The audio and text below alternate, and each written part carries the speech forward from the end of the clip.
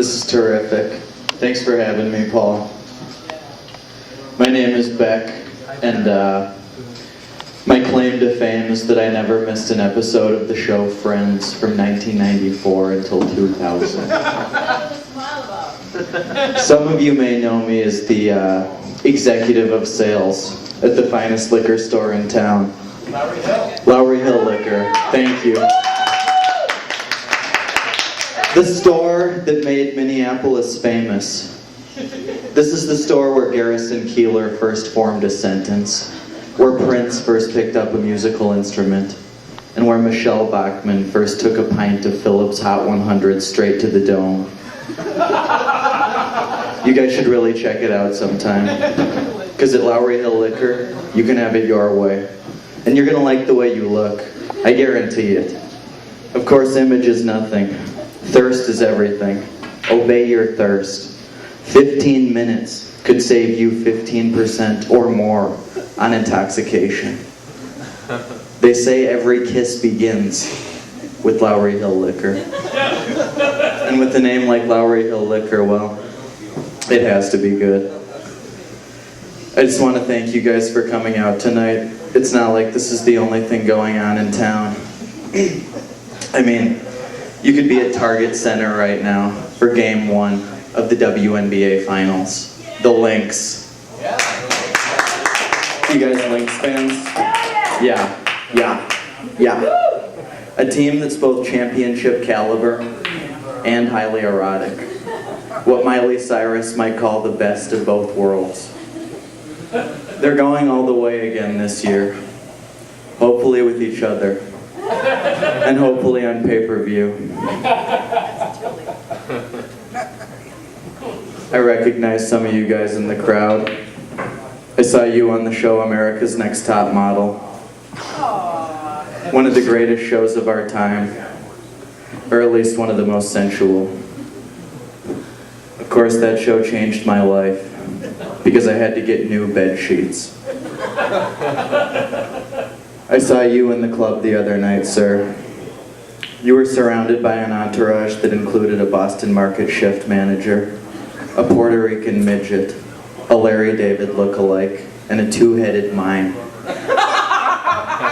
You were making it rain, pages torn out of an old Archie Comics digest.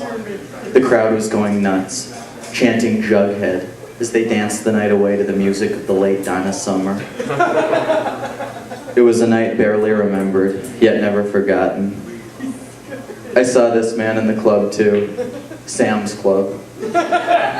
You were carrying an 86-pack of Diet Mountain Dew and being harassed by a Lindsay Lohan look-alike, clad only in half a lobster costume and some very tasteful body paint. Well done. Well done. As my attire might suggest, I'm a big fan of the Minnesota Vikings. The best team in football, goddammit.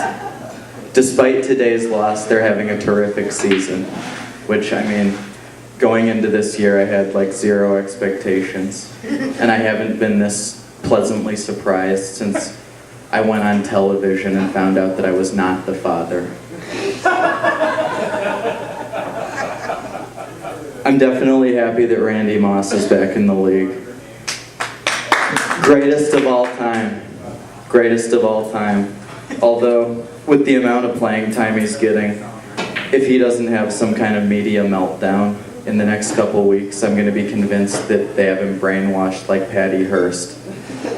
Which, on the bright side, would increase his chances of appearing in the next John Waters film. Which would be a dream come true. Peyton Manning, he's back in the league too. Denver Broncos. I used to be a big Peyton Manning fan. I even sent him a fan letter once. And I think he actually wrote back, but unfortunately his letter was intercepted and returned for a touchdown.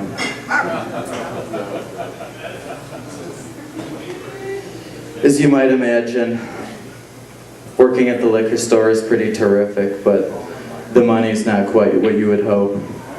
I signed a 5-year contract, $5,000. I kind of wish my agent would have looked that over before I signed it. So, I mean, between feeding my cats, smoking cigarettes, you know, paying the girlfriend tax, and smoking some of the finest Mexican brickweed you've ever imagined, it can be tough to make ends meet. So I decided to get a second job at one of the greatest restaurants of our time, Buffalo Wild Wings. It didn't turn out quite how I imagined it. I mean, I wanted to be a server. You know, I thought I'd make millions off tips, but I didn't have any serving experience. One thing I don't understand is why people in the restaurant industry, you know, sometimes act like serving is a brain surgery. I mean, I guess it's kind of like being an Olympic skater or gymnast. If you don't start serving by the time you're like 4 or 5 years old, it's basically too late. But, so I was, you know, toiling away in the kitchen, confined to the role of bitch boy number 3. It was a nightmare. I mean, people are yelling at you all day. I mean, Jodie Foster had more respect from her employers in the 1976 film Taxi Driver. And that kitchen was so greasy that I started to look like the before picture on a Proactive commercial. So one day I finally cracked, and I was just like, I can't do this anymore. I mean, this is ridiculous. So, but the thing was, I'm bad at confrontations, and I didn't have the heart to kind of say, hey boss, you know, I hate this job. You know, the dignity associated with this job is like a half notch above a janitor at Sex World. You know, this is a nightmare. So I did what at the time I felt like was the only reasonable course of action. And I called them up and I said, I'm sorry, but I've been arrested for a DUI today. And I never returned, you know. I just felt like telling those guys that I hated the job would have been like telling a kid that the Easter Bunny did a softcore porn in college. It was just, I didn't kind of want to ruin their whole thing. So, it's all good. It's Compton, Long Beach, Inglewood. But, so I still needed to make some money, so I returned to my roots. I used to be the best button salesman the city has ever seen. You know, I'd go around selling buttons for $1. And now I'm selling this terrific film, my friends, Wingman. It's a critically acclaimed comedy short film, starring your favorite liquor store clerk. You're gonna love it. The critics agree. It's sheer comedy gold. So I've been slanging this film at the liquor store. It's been pretty successful. My grandma once told me that in show business you're going to get 25 rejections for every 1 acceptance. And that pretty much has held up thus far. You know, you have to deal with a lot of skepticism. You know, people look at you like, what do you mean, do I want to buy a film that you wrote and directed? You work in a fucking liquor store.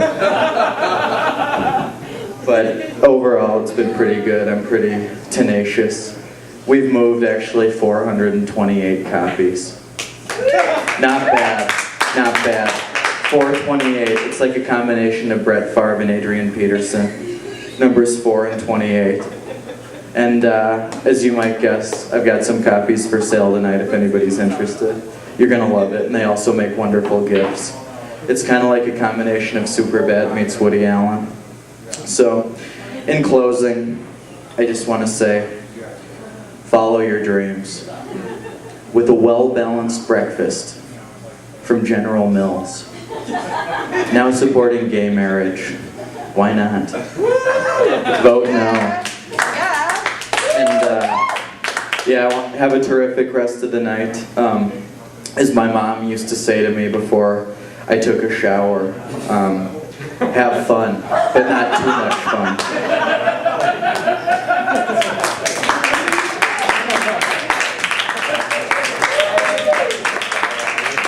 All right, let's hear it for Beck DeRobertis. That's awesome. Please.